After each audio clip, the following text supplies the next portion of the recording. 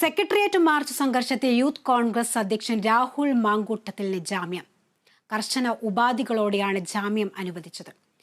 വിവരങ്ങൾ നൽകാൻ തിരുവനന്തപുരത്ത് നിന്നും വിഷ്ണു കരുണാകരൻ ചേരുന്നുണ്ട്. വിഷ്ണു, രാഹുലിന് ജാമ്യം അനുവദിച്ചിരിക്കുന്നു. എന്തൊക്കെ ഉപാധികളാണ് വെച്ചിരിക്കുന്നത്? രാഹുൽ മാങ്കൂട്ടം സെക്രട്ടേറിയറ്റ് ബന്ധപ്പെട്ട പ്രതിഷേധത്തിൽ പങ്കെടുത്തപ്പോഴാണ് ഈ പോലീസ് കേസ് രജിസ്റ്റർ ചെയ്തിരുന്നത്. രാഹുൽ മാങ്കൂട്ടത്തിനും ഒപ്പമുണ്ടായിരുന്ന പ്രവർത്തകർക്കെതിരെ പോലീസ് കേസ് രജിസ്റ്റർ ചെയ്തിരുന്നു.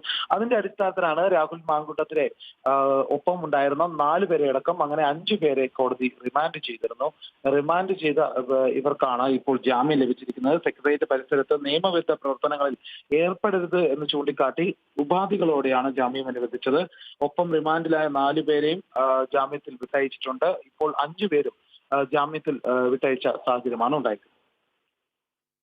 വ്യക്തമാണ്. സെക്രട്ടേറിയറ്റ് പരിസരത്ത് നിയമവിരുദ്ധ പ്രവർത്തനങ്ങൾ ഏർപ്പെടരുത് എന്നതടക്കമുള്ള ഉപാധികളോടെയാണ് ഇപ്പോൾ ജാമ്യം അനുവദിച്ചിരിക്കുന്നത്. യൂത്ത് കോൺഗ്രസ് പ്രതിഷേധത്തിന് പിന്നാലെ രാഹുൽ ഉൾപ്പെടെയുള്ളവർ അറസ്റ്റിലായത് ഇക്കഴിഞ്ഞ വ്യാഴാഴ്ചയായിരുന്നു. ഒപ്പം റിമാൻഡിലായ 4 പേർക്കും ഇപ്പോൾ ജാമ്യം അനുവദിച്ചിട്ടുണ്ട്.